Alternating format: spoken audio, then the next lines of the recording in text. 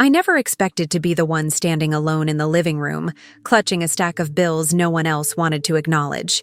If you'd told me years ago that I would be the silent backbone of my entire family, I might have laughed. But here I am, Beverly Shaw, 38, and 15 years deep into a career as a real estate agent. My work is methodical, invisible to most, but absolutely essential. Every month, like clockwork, I transfer $1,500 to cover the mortgage on our old family home, a burden I shoulder without complaint and with no fanfare. No one thanks me. The money just disappears into the background of their lives, like a ghost paying the bills. Daniel, my husband, often looks at me with tired eyes and says, "You deserve better recognition than this," but I brush it off. Recognition has never been my currency. My sister Lisa, younger by several years, married Duncan Taylor, who might as well have been the family's official parasite, takes it all for granted. Duncan's smirk is permanent, his voice dripping with condescension whenever I mention finances. "You're too controlling, Beverly," he sneers, as if managing money is a crime. I know he sees me as cold, rigid, maybe even a threat. Yet, I hold on to something deeper, a quiet strength no one suspects. The legal deed to that house bears my name alone. I keep that card close to my chest, unsure when or if I should play it. Something about Duncan's narrowed eyes when I bring up money makes me uneasy, and Lisa's silence feels heavier than words. But loyalty keeps me calm. Family comes first, even when it's painful. I can't erase the memory of that barbecue when I was 14, standing in the backyard as the sun dipped low and Mom handed Lisa the last piece of cake. "You're always so serious, Beverly," Mom said with a sigh. "Lisa's the light of the family." I swallowed the lump in my throat and nodded, pretending it didn't sting. It was my cue to wait, to stay quiet, to accept that love and attention were luxuries not meant for me. Dad worked long hours, but when he lost his job, it was me who babysat my younger cousins, balanced bills, and kept the house running. Not once did I hear thank you. The silence was louder than any praise. On my 18th birthday, the day was hollow. Dad forgot me completely, caught up in Lisa's school award ceremony. I watched from the sidelines, clutching a small, forgotten card, and realized love was conditional, something earned with performance or charm, not the quiet support I gave. That day carved a hollow space in me, one I filled with resolve to carry the burden alone. These years haven't been easy. I've poured over $90,000 into the family mortgage, patching the roof after storms, paying property taxes that no one else lifts a finger toward. I sacrificed vacations Daniel and I dreamed of, declined better job offers in other cities, and let my personal savings dwindle, because the house means stability, means family. Daniel watches me with worried eyes. "They don't see what you do," he whispers after another exhausting family dinner. "You're pouring your soul into a sinkhole." But I smile and say, "It's family. They'll come around." Lisa and Duncan treat my sacrifices like debts I'm owed, and Duncan especially loves to jab. Whenever I question the bills or suggest we tighten spending, he cuts me down with a sneer. Tight-fisted, harboring control issues? It's classic Beverly. I hold my tongue, but Daniel knows. His silence is his way of standing by me, worried I'm wearing myself thin. That house deed is my silent power, tucked away safely. It's a promise to myself, though I haven't yet decided when, or if, I'll reveal it. The moment Duncan humiliated me in front of Aunt Helen's birthday dinner still burns fresh. The room was warm with chatter and clinking glasses when Duncan leaned close and said loud enough for half the table to hear, "For a woman who's supposed to be the rock, Beverly sure can't manage money well." Time froze. Eyes shifted, a cold silence settling like a thick fog. Lisa laughed nervously, avoiding my gaze, while Mom's smirk stung sharper than any insult. My cheeks flamed, the heat crawling up my neck, my throat tightening with shock and hurt. I forced a small smile, clenching my fists under the table. "Maybe you're just jealous you're not as organized," I replied, voice steadier than I felt. I excused myself soon after, gulping cold air outside, my breath shallow and uneven. I told myself it was just stress talking, not personal. But inside, something cracked. For the first time, I hesitated to embrace the familiar group hug, quietly slipping away from the gathering. It was a small rebellion, but a seed of doubt had been planted. Could loyalty survive this silent war? I wasn't sure anymore. I thought my quiet resistance, the way I refused to let Duncan's accusations slide, would earn me some respect, maybe even sympathy. Instead, it ignited a storm. Almost overnight, the atmosphere shifted. Whispers began threading through family gatherings like toxic smoke. Beverly's too sensitive. Always playing the victim. She's causing problems. Aunt Helen was the first to call, her voice dripping with concern but coated in judgment. "Maybe you should tone it down, Beverly," she said, as if I were the one disrupting the peace. My cousins started to avoid me, their smiles turning tight and polite as they excused themselves. Lisa, caught between loyalty to me and her husband, stayed silent, her eyes flickering with guilt, but no words of defense. Duncan's gaslighting was relentless. Every time I tried to speak up, he'd brush me off with a condescending smile. "You're imagining things, Beverly," he'd say, voice smooth like oil. "You overreact to everything. It's not like you think." It was maddening, the way he twisted reality so effortlessly, making me doubt my own feelings. Family dinners became minefields, with Duncan maneuvering conversations to isolate me. Even Daniel, usually my steadfast ally, hesitated. One evening, his voice barely above a whisper, he said, "Maybe you're being too hard on them." Confusion crept in, and I wrestled with myself. Was I really the problem? My small act of resistance had triggered a calculated counterattack, and I felt trapped in a silent war where my truth was gaslighted into fiction. Determined to find peace, I arranged a family meeting, hoping calm conversation might rebuild the fractured bridge. Sitting across from Mom, Lisa, and Duncan, I laid out my reality plainly: the mortgage payments I'd shouldered, the sacrifices I'd made, the quiet exhaustion etched into my everyday. I begged for acknowledgement, for fairness, for respect, but Duncan's reaction was icy. His eyes flashed with a mix of anger and pity as he wiped a fake tear. "I'm only trying to protect the family," he claimed, voice trembling with manufactured emotion. "Beverly is creating drama where there is none." Mom nodded along, her sympathy clearly skewed toward Duncan's version of events.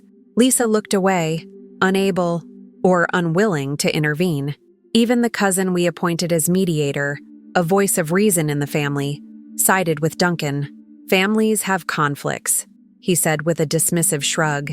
"Beverly, maybe you need to learn to let go." I left that room crushed, the weight of alienation pressing down harder than ever. My peace offering had backfired, turning me from family pillar to pariah. The humiliation hit its peak at Daniel's work party, a night that was supposed to be lighthearted and celebratory. Duncan found me in front of Daniel's colleagues, his grin sharp and cruel. He leaned in, voice loud enough for the nearest ears. "Did you know Beverly has been secretly footing the mortgage all these years? Controlling the purse strings while acting like the saint of the family?" Laughter spilled around us, cruel and piercing. Daniel's face tightened with embarrassment, and I saw the disbelief flicker in his eyes. What Duncan revealed wasn't just family business. It threatened my professional reputation and the quiet dignity I'd built over the years. Daniel tried to defend me, but Duncan's smirk sliced through the room, silencing any support. That night, the betrayal wasn't just words. It was a precision strike aimed to isolate and humiliate me socially and financially. The veil lifted slowly, revealing Duncan not as a misguided relative, but as a ruthless adversary bent on control.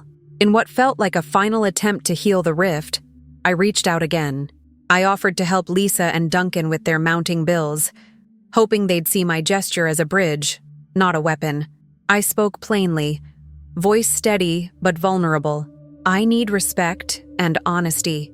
If that can't happen, I have no choice but to protect myself."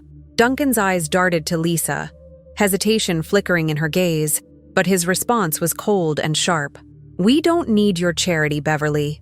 The sting of rejection hit deeper than any insult I'd endured. I swallowed the ache and said softly, "I'm not your enemy. I just want fairness." But Duncan crossed the line, accusing me of manipulation, of playing the victim once again.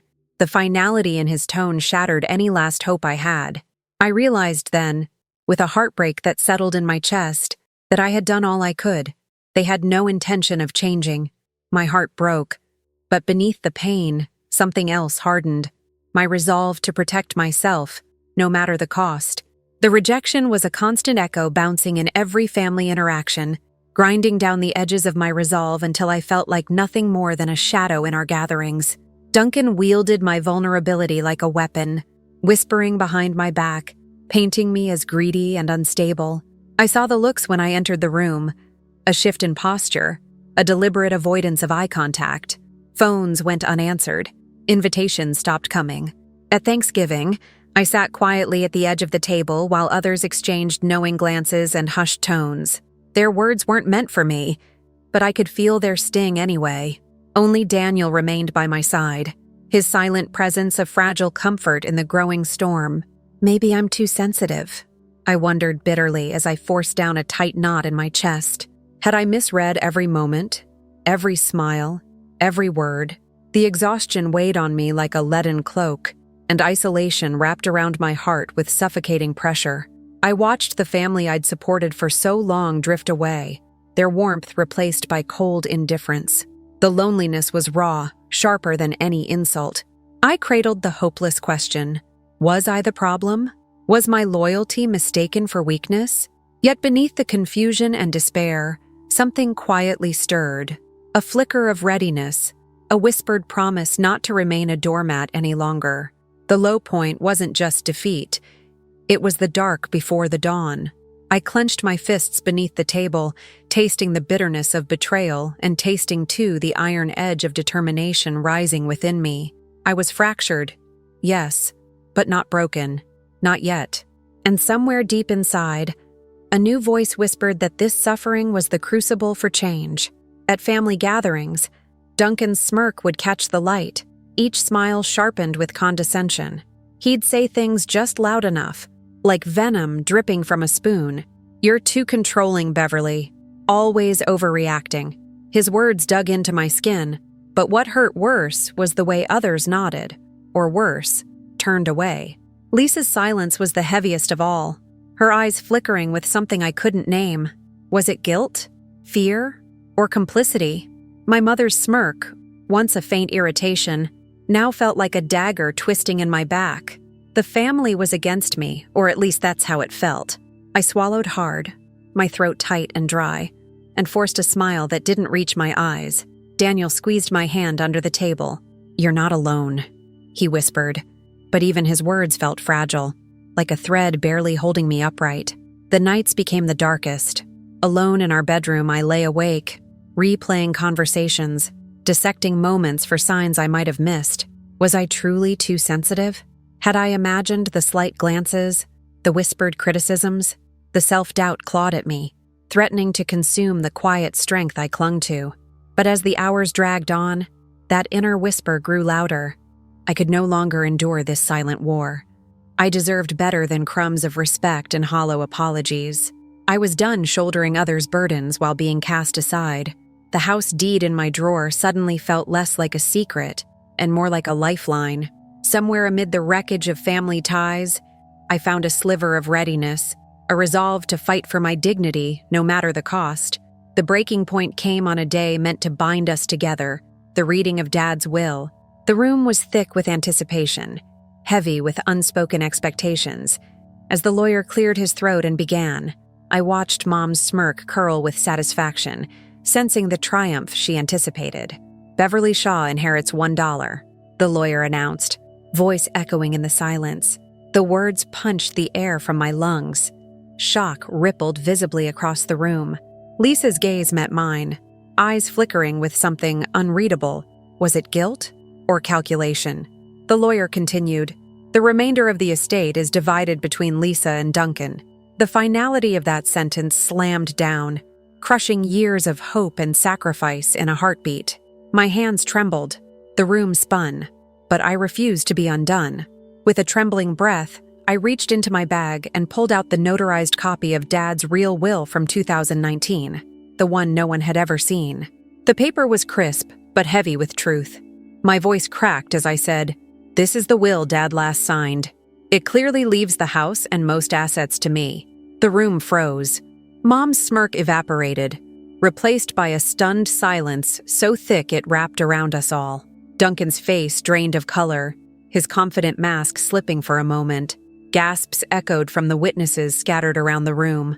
That moment shattered the illusion, exposing the deliberate erasure of my rightful legacy. The betrayal burned cold and sharp, slicing through the facade of family loyalty. Hope flickered briefly, then died, replaced by a chilling clarity. The truth was no longer hidden. My family had chosen to discard me.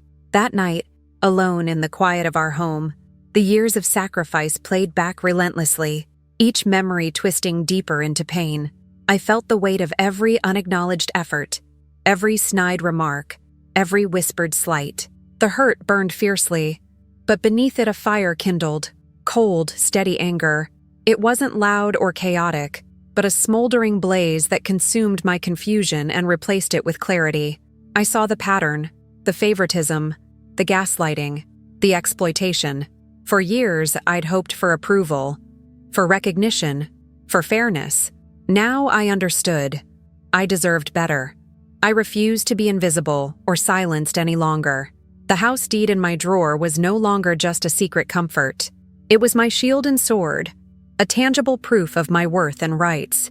The tears that came before had dried, leaving behind something stronger, a resolve that whispered fiercely, "Never again." I lay awake long into the night, the cold fire of anger keeping sleep at bay. I thought of Daniel, his quiet strength beside me, and the future I wanted to claim, not as the victim, but as the architect of my own destiny. This was not defeat. It was transformation. The quiet woman who'd borne the family's burdens silently was fading, replaced by someone who would stand tall, assert boundaries, and demand respect. The betrayal had stripped away illusion, but it had also gifted me clarity. I was ready to act, to reclaim what was mine, and to protect the dignity I'd long been denied.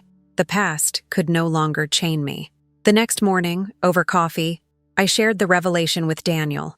His eyes were steady, filled with the quiet support I needed.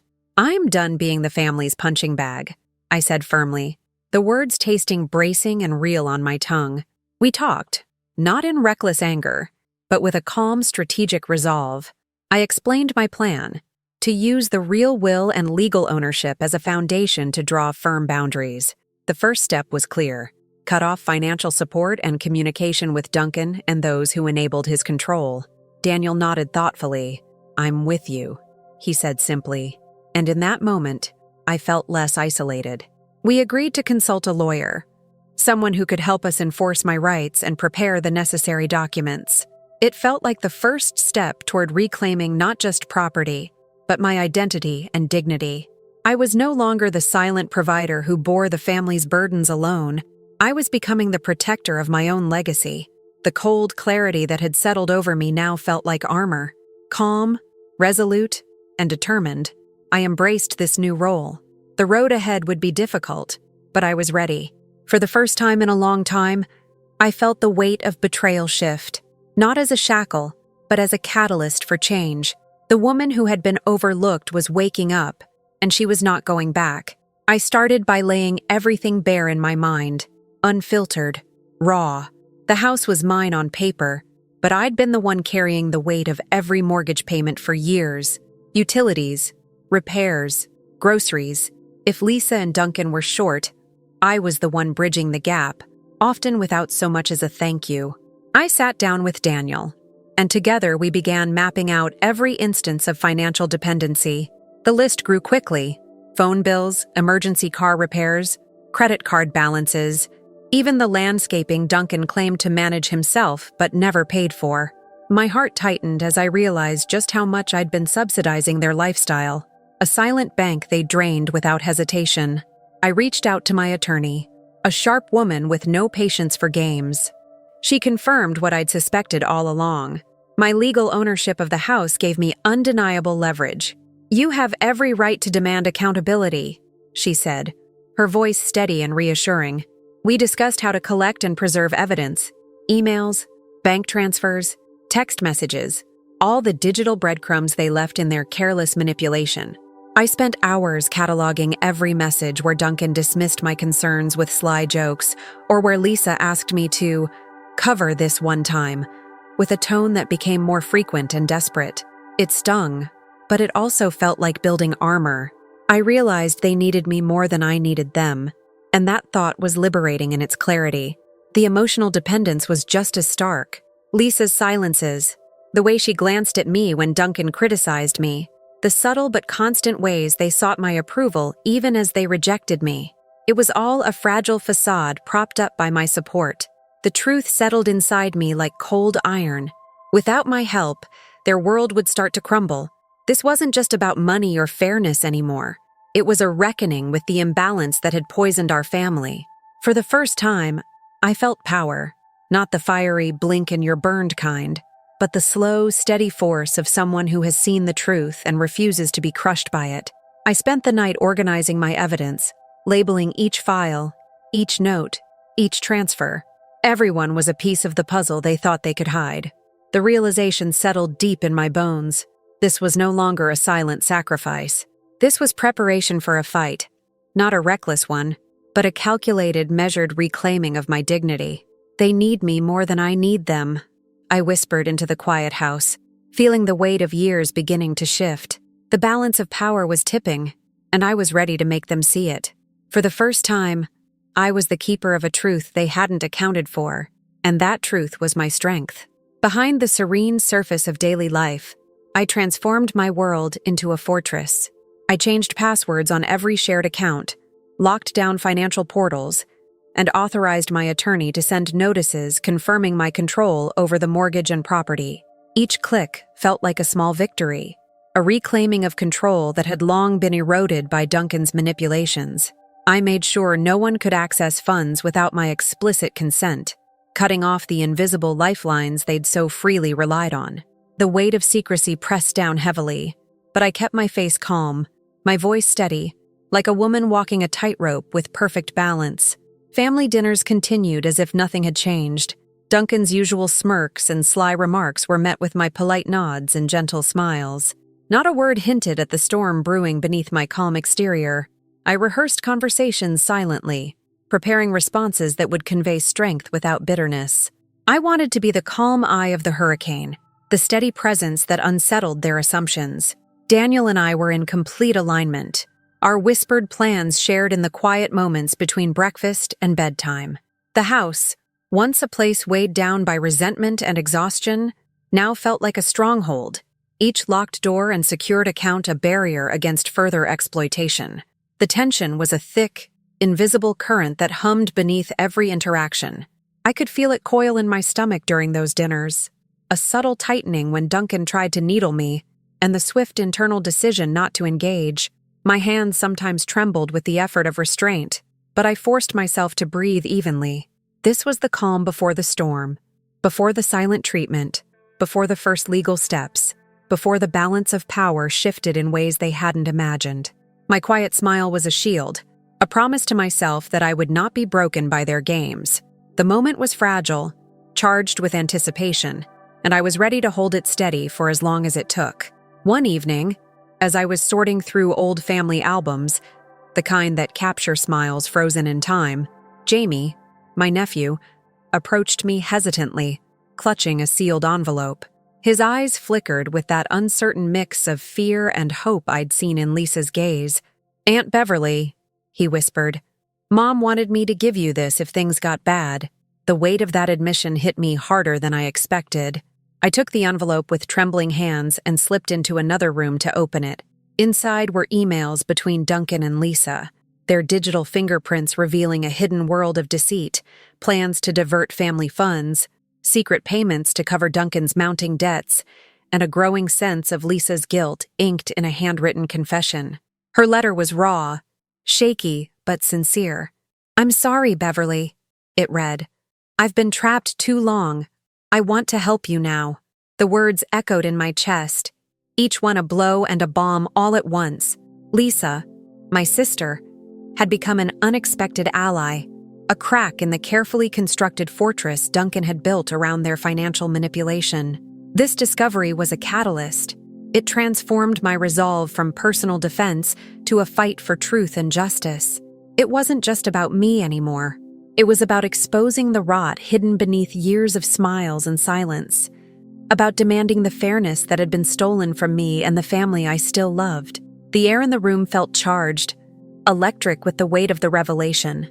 I reread the emails and letter, each detail sharpening my clarity.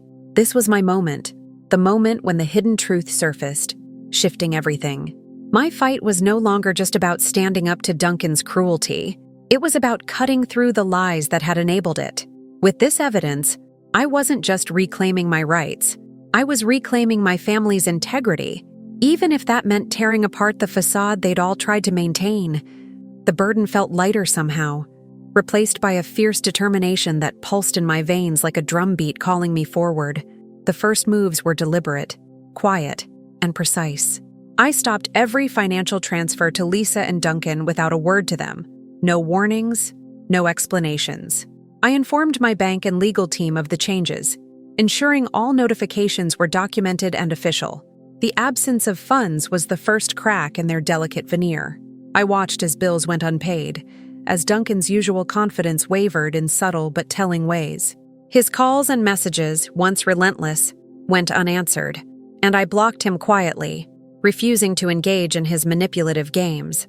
Daniel witnessed this transformation, a calm but resolute woman stepping out of the shadows, reclaiming the power that had been denied to her. At a recent family event, Duncan attempted his usual confrontations, trying to rattle me with thinly veiled barbs and provocations. But I met him with polite silence, deflecting every jab with a cool smile that cut deeper than any argument. The others noticed the shift, the tension thickening in the air like a storm about to break. Yet no one could trace these changes back to me. At least, not yet. The silent treatment began. Unanswered calls, withheld support, a cold distance that was both punishment and consequence. Each moment was a calculated step toward justice, a reclaiming of dignity that had for too long been trampled underfoot. The first cracks were visible now, subtle but undeniable, and I stood ready to watch the facade crumble. The room was thick with tension when I arrived at the family gathering, but I carried myself with a calmness I hadn't felt in years. The air was heavy with polite smiles and guarded glances, a brittle veneer over the simmering undercurrents. I set my bag down on the table quietly, then reached for the documents I'd prepared, the notarized 2019 Will and Lisa's confession letter. My hands didn't shake, though my heart hammered with fierce determination. I placed the papers deliberately in the center of the table, the weight of truth anchoring the moment. "This house belongs to me, as Dad intended," I said clearly, voice steady and firm. The room went dead silent, the usual chatter evaporating like mist. Duncan's face, which had always worn that condescending smirk, drained of color. Even Mom looked away, her gaze flickering to the floor. I could feel the shift, palpable and electric. The power that had long been stolen from me was quietly returning. No shouting, no accusations, just undeniable facts laid bare. The family members exchanged shocked looks, some eyes lingering on me with a newfound respect, others clouded by betrayal. I continued, "From now on, I will no longer support or tolerate exploitation." My words were simple, but they cut through years of deception and entitlement. I saw Lisa's eyes glisten with a mix of shame and relief, and even Mom's posture changed, less rigid, as if she were absorbing the truth she'd long ignored. Duncan's usual bluster was gone. His silence screamed volumes. The parasitic in-law, who had fed off my generosity so openly, had been exposed and diminished without a single raised voice. I felt a quiet pride swell inside me, not from triumph over them, but from reclaiming my dignity with strength and grace. The room remained still for a long moment before murmurs began, some hesitant, others questioning the narrative they'd accepted for so long. A few relatives gave me small nods. The tide had turned, and it was undeniable.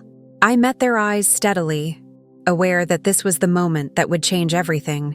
The calm I embodied was a fortress, shielding me from the old wounds and fueling the power reversal unfolding before us. The betrayal, the silence, the exploitation, they were all being dismantled piece by piece, not with anger, but with the quiet force of truth. In that charged silence, I found something I hadn't known I'd lost: control. I was no longer the invisible woman who quietly carried burdens no one thanked her for. I was the rightful owner, the bearer of truth, the unyielding protector of my family's legacy.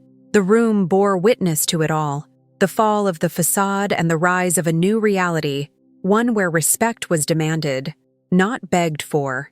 And in that moment, I felt, for the first time in a very long time, that justice wasn't a distant hope, but a present, tangible force in my life. The aftermath of that gathering unfolded like a slow, unstoppable tide. Duncan's world began to unravel publicly, his carefully constructed image cracking under pressure. Creditors surfaced, their calls relentless, reminding everyone of the debts Duncan had hidden behind a mask of charm. Lisa found herself in the crossfire, relatives pressing her to pick sides, fracturing loyalties that had once seemed unbreakable. Even Mom's enabling stopped as she finally saw the consequences of her blindness. Her silence no longer a shield, but a weight she couldn't carry. Duncan's desperation became palpable through frantic phone calls and messages. He begged for forgiveness, his voice trembling with a mix of anger and fear, promising change he clearly couldn't or wouldn't deliver. But I held my boundaries tightly, refusing to be drawn back into the chaos.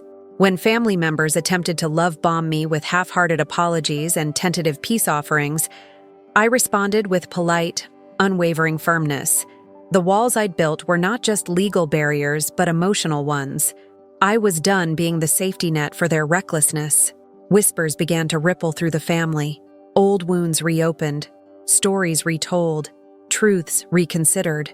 Some relatives started questioning Duncan's version of events, their disbelief growing in quiet conversations behind closed doors. The financial and emotional foundation Duncan had depended on was crumbling, and no amount of charm or manipulation could hold it together. I stayed steady through it all, embodying a quiet satisfaction that was not about gloating but about justice finally being served. It was the calm after a storm that had been brewing for too long, and I was no longer hiding in the shadows.